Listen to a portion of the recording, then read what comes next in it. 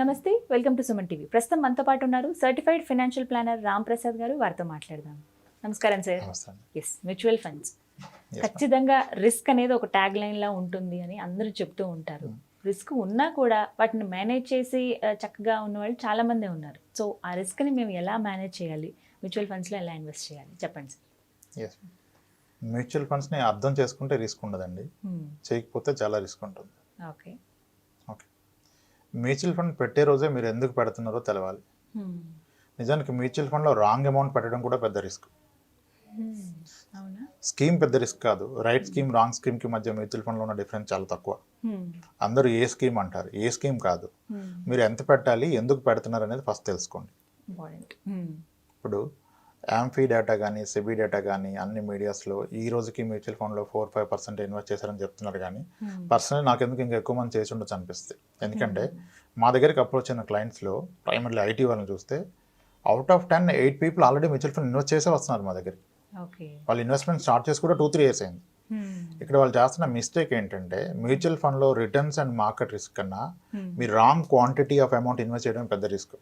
ఎంత చేస్తే better sir చెప్పండి. ఎస్, ఎంత చేయాలంటే ఇప్పుడు టిపికల్గా నాకు అప్రోచ్ అయిన ఒక 100 మోర్ దెన్ 100 కస్టమర్స్ని హ్యాండిల్ చేస్తాను ఐటీ సెక్టర్.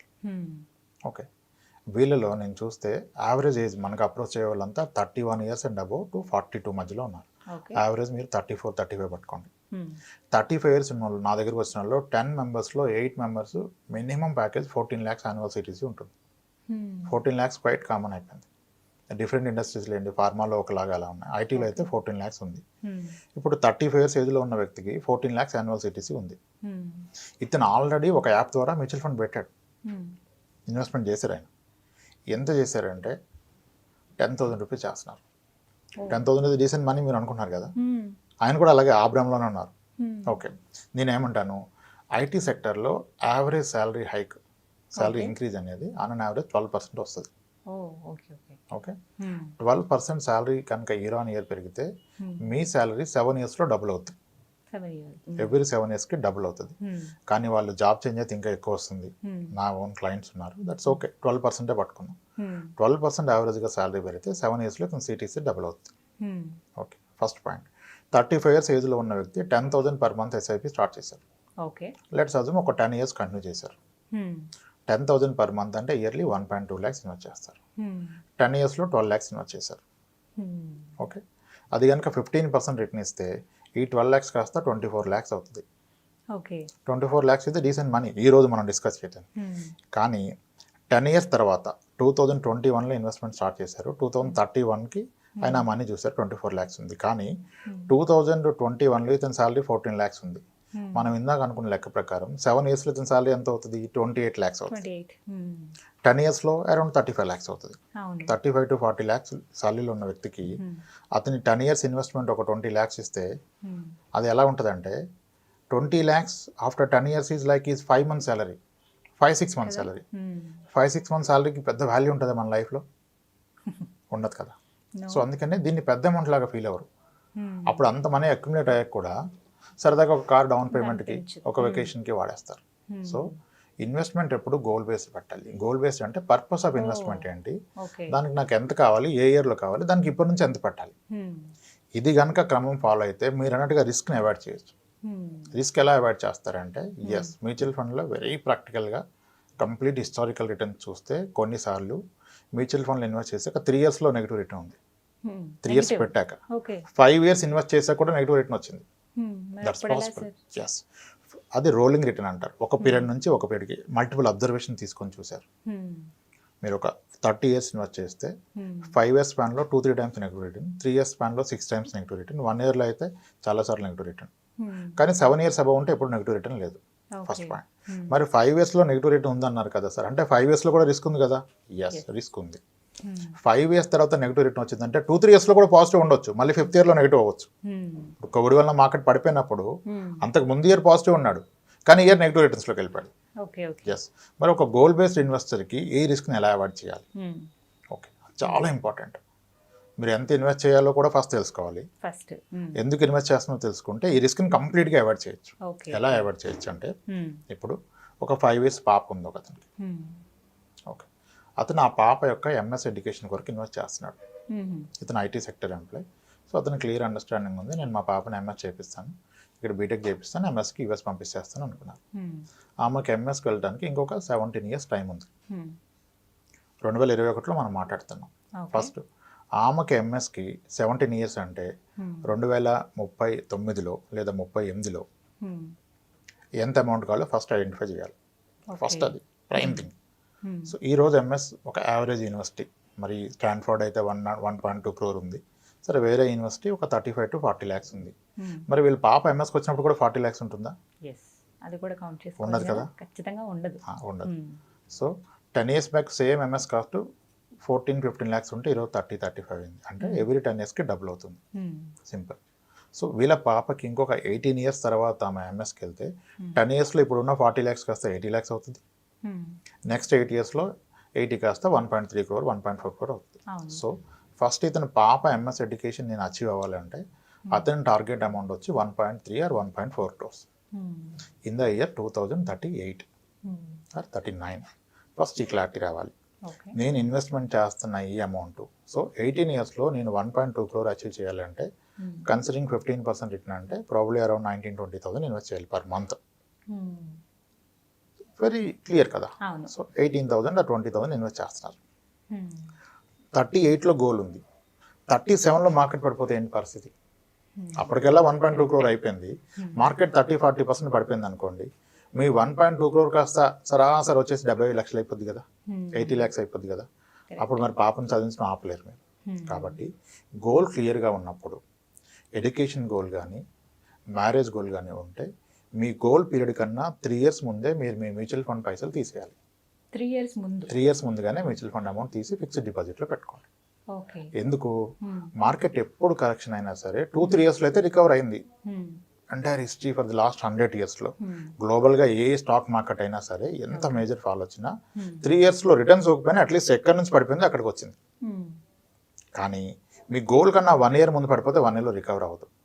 సో 38లో కనుక మీకు టార్గెట్ ఉంటే 35లో మీరు 2035లో కంప్లీట్ అమౌంట్ తీసేయండి. గోల్ మార్కెట్ ని మనం ముందు డిసైడ్ చేయలేం కదా సార్, ఒక్కొక్కసారి చేయలేం కనుకనే మనం ముందుగా తీస్తున్నాం. చేయగలిగితే ఎప్పుడు దాకా పెరుగుతుంది అప్పుడు దాకా ఉంచుతాం కదా. Timing the market is never possible. Only the time spend in the market only give us the return. At the same time నాకు స్పెసిఫిక్ గోల్ ఉన్నప్పుడు దాని ప్రకారం రియాక్ట్ అయితే నేను కంప్లీట్గా అవాయిడ్ చేయొచ్చు. ఇప్పుడు నేను 18 years వరకు ఇన్వెస్ట్ చేస్తున్నప్పుడు 5 years తర్వాత నా మనీ డబుల్ అయితే కూడా నాకు ఉపయోగం లేదు, అది ఆఫ్ అయితే కూడా నాకు ఉపయోగం లేదు. నాకు మనీ కావాల్సింది 2038లో. అటువంటిది 37లో మార్కెట్ పడిపోతే చాలా డిఫికల్ట్ అసలు. సో 35లో మార్కెట్ పడిపోయింది అనుకోండి, ఇట్స్ ఓకే, ఇంకో 2 years కంటిన్యూ అయితే రికవర్ అవుతుంది. 35లో పీక్లో ఉంది అనుకోండి, ఐ షుడ్ ఎగ్జిట్. 35లో నేను 3 years ముందుగా ఏమంటారు 37కి ఉండట్లేదు కదా, మనం 35లో బయటకు వచ్చేస్తాం. 3 years ముందు బయటకు వచ్చేయాలి. అది ఎప్పుడు మీ ఎడ్యుకేషన్ గోల్, మ్యారేజ్ గోల్ అయితే. సిమిలర్లీ అది మీ రిటైర్మెంట్ గోల్ అనుకోండి, మీరు బయటకు రావాల్సిన అవసరం లేదు. రిటైర్మెంట్ కొరకు 2 crores కూడబెట్టారు, మీరు 2 crores ఒకేసారి తిన్నారు కదా. మార్కెట్ 50% పడిపోతే మీ 2 crores కాస్త 1 crore అయింది అనుకోండి, అయినా ప్రాబ్లం లేదు. రిటైర్మెంట్ తర్వాత మీరు దాని నుంచి మంత్లీ 1 lakh తీసుకుని తింటారు కానీ మొత్తం అమౌంట్ ఒకసారి తీసుకోరు కదా. సో గోల్ని బట్టి మీరు మ్యూచువల్ ఫండ్ చూజ్ చేసుకొని దానికి అలా రియాక్ట్ అవ్వాలి.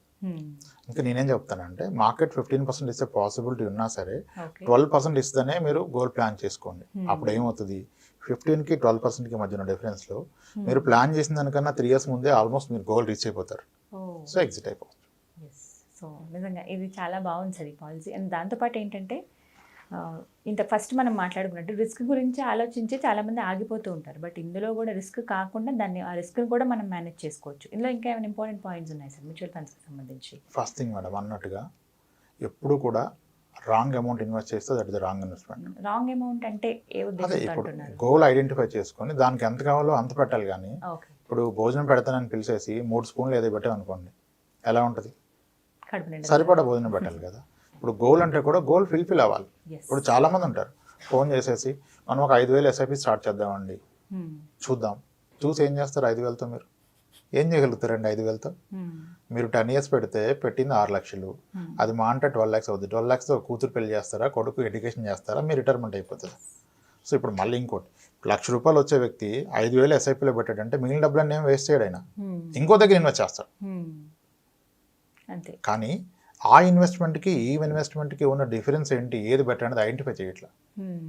ఇప్పుడు 10,000 ఎస్ఐపిలో పెడుతున్నాడు, 10,000 గోల్డ్ స్కీమ్లో పే చేస్తున్నాడు, 1,50,000 సుకన్య సమృద్ధిలో పర్ ఇయర్ పే చేస్తున్నాడు, 1.5 lakh పీపీఎఫ్లో పెడుతున్నాడు, ఓకే, రియల్ ఎస్టేట్లో పెట్టాడు, అన్నిట్లో పెడుతున్నారు. కానీ ఇతను అన్ని కంపేర్ చేసి చూసుకోవట్లేదు దేంట్లో ఎంత పర్సంటేజ్ వస్తుంది. మీ పీఎఫ్లో 7.1 వస్తే మ్యూచువల్ ఫండ్స్లో మీకు 14 వస్తున్నప్పుడు ఆల్రెడీ మీరు ఎక్స్పీరియన్స్ అయ్యారు, 4 yearsగా పెడుతున్నారు. మరి ఇంకా పీఎఫ్లో 15,000 పెట్టి ఇక్కడ 5,000 పెడితే ఎలా?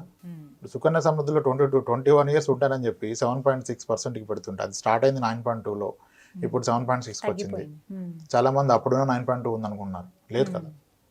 పీఎఫ్ కూడా ఇంట్రెస్ట్ తగ్గిపోతే నెక్స్ట్ క్వార్టర్ తగ్గిస్తున్నారు, ప్రాబబ్లీ 6.9 రావచ్చు. ఆల్రెడీ ఒకసారి అనౌన్స్మెంట్ చేసి మళ్ళీ బ్యాక్ తీసుకున్నారు. సో మ్యూచువల్ ఫండ్స్ ని మనం అర్థం చేసుకుంటే రిస్క్ ని కూడా ముందు అర్థం చేసుకోవాలి. అసలు కంగారు పడి ఇన్వెస్ట్ చేయొద్దు. ముందు ఎందుకు ఇన్వెస్ట్ చేస్తున్నారు, గోల్ ని సరిగ్గా సెట్ చేసుకోవాలి. అది గోల్ ఎప్పుడు వస్తుంది, దానికి ఎంత కావాలి, అంత రావాలంటే ఎంత పెట్టాలి, సో దానికి ఎలా రియాక్ట్ అవ్వాలి. 2 yearsలో మార్కెట్ పడిపోయినా పెరిగినా మీరేం చేయడానికి లేదు. ఇప్పుడు ఏ గోల్ లేదనుకోండి, ఒక ఎగ్జాంపుల్ చెప్తాను. అతను ఎందుకు పెడుతున్నాడో తెలియదండి. అందరు చెప్పారు మ్యూచువల్ ఫండ్ బాగుంది, ₹1,00,000 పెట్టేసాడు. ఈరోజు ₹1,00,000 పెట్టాడు, మార్కెట్ అద్భుతంగా చేసింది. అతను 1,00,000 కాస్త 1,40,000 అయింది. ఇప్పుడు లాస్ట్ 1 yearలో అదే అయింది. అప్పుడు ఎలా రియాక్ట్ అవుతాడు కస్టమర్, అద్భుతంగా చేసింది, ఇది మంచి మనీ, సో దీని నుంచి రిస్క్ తీసుకోవద్దు, ఈ మనీ తీసేసుకుని తినేద్దాం, మంచి మనీ వచ్చింది కదా, నా ఇన్వెస్ట్మెంట్ మీద మంచి ప్రాఫిట్ వచ్చింది, తీసుకొని అది తినేస్తారు. అదే ఆయన రియాక్షన్. సెకండ్ పర్సన్ పెట్టాడు, ఏం పెరగలేదు, అక్కడే ఉంది, 1 lakh ఉంది. అప్పుడేమనుకుంటాడు, 1 year ఉండే ఉపయోగం లేదు, ఎక్కడ పెట్టుకున్నా 4% వచ్చేది, ఎస్బీఐలో పెట్టేసుకున్నా 5% వచ్చేది, ఇక్కడ ఏం ఉపయోగం లేదు, తీసేస్తాడు. థర్డ్ కేస్, 1 year తర్వాత 1 lakh కాస్త 96,000 అయిపోయింది. ఇంకొక సెకండ్, ఒక నిమిషం కూడా ఆలోచించారు, తీసేస్తారు, ఉపయోగం లేదు, తీసేస్తారు. అదే ₹1,00,000 ఆయన పెట్టింది ఒక 10 years తర్వాత ఉన్న ఒక గోల్ గురించి పెట్టారు. అప్పుడు ఎంత తీస్తారు? ఇప్పుడు పాప మ్యారేజ్కి ఇన్వెస్ట్ చేశాడు, సార్ పడిపోయింది అన్నాడు అనుకోండి నా దగ్గరికి వచ్చి, సార్ మరి పడిపోతే మీకు ఎందుకండి, ఇప్పుడు ఏం పాపకు పెళ్లి చేస్తున్నారా మీరు? 10 ఏళ్ళకి పెళ్లి చేయట్లేదు కదా, డబ్బులు ఎందుకు మీకు?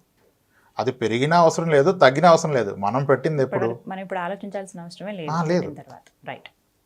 సో ఈ విధంగా అర్థం చేసుకుని మరి మేనేజ్ చేస్తే అందులో ఉన్న రిస్క్ ని కూడా మనం పర్ఫెక్ట్గా మేనేజ్ చేయొచ్చు. నెగిటివ్ రిటర్న్స్ ఉన్నప్పటికి కూడా మీ గోల్ క్లియర్గా ఆన్ డాట్ రాసుకోవాలి. ఈ ఇన్వెస్ట్మెంట్ పెట్టే పర్పస్ 2032లో నాకు ఫిబ్రవరి మంత్లో కావాలి, అప్పుడు నాకు కావాల్సిన అమౌంట్ 80 lakhs. సో 12% రిటర్న్ వస్తే ఎస్ఐపిలో పెట్టాల్సింది ఈ 26,000 28,000. అప్పుడు గోల్ ఖచ్చితంగా రీచ్ అవుతారు, దాన్ని బెటర్గా మేనేజ్ చేయగలుగుతారు. రైట్, చాలా క్లియర్గా చెప్పారు sir. Thank you so much అండి. నమస్తే. థ్యాంక్స్ అండి. చూసారు కదా, ఇది వాళ్ళ వీడియో. ఈ వీడియో కనుక మీకు నచ్చినట్టయితే లైక్ చేయండి, షేర్ చేయండి, కామెంట్ చేయండి, మా ఛానల్ని సబ్స్క్రైబ్ చేసుకోండి.